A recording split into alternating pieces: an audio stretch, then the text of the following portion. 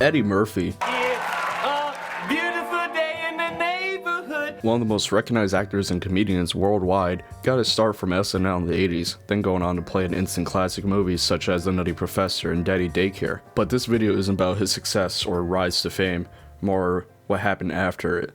Something dark, something more real. Norbit.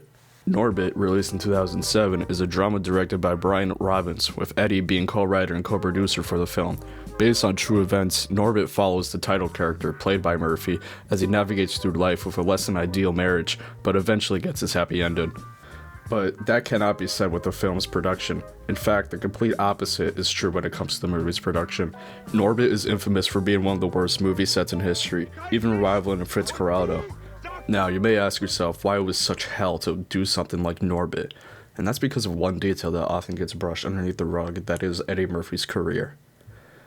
Eddie Murphy died multiple times while on set.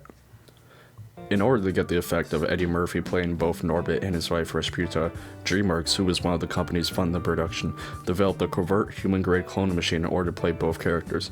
This was great for an actor like Eddie Murphy, stating that when he was a child he always wanted to clone himself for a movie. But everything wasn't toys and games with Norbit. Anyone who has watched the film will agree with me that it is violent, crude, and full of blood. The trouble started after Norbit and Rasputa get married, and the scene where one of Rasputa's brothers, played by Terry Crews, is warning Norbit what would happen if Norbit leaves her. In this scene, Eddie Murphy died from shock because he wasn't expecting Terry's hand to be on his shoulder. The team on the set had to reclone him and redo the scene, with the promise that Eddie won't die again. But unfortunately, this wasn't the last time the cloning technology had to be used. When the couple gets home, Rasputa wants Norbit to carry her through the door. Norbit tries and struggles.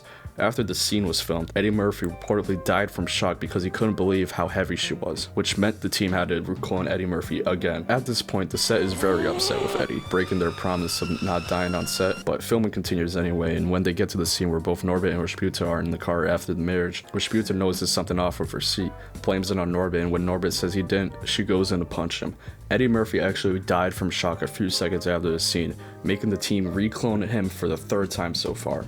In the scene where Norbit catches Rasputa cheating and she chases after Norbit, Eddie Murphy almost died when Norbit gets hit by a car, with Eddie quote saying, "I had no idea that the car was coming for me or was even near the chute.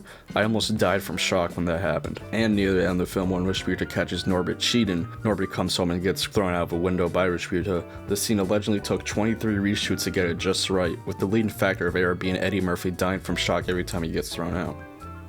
Brian Robbins stated that while making Norbit with Eddie Murphy was very fun and an honor to do, the set and production was very hard and chaotic to work through. Anytime Eddie would be in a scene that involved some physical altercation, he would suddenly die from shock on the set, causing us to waste a day of shooting by trying to bring him back to life with the clone machine. Some days we weren't so successful. In conclusion, Norbit was a very necessary and good film to be made. Goodbye.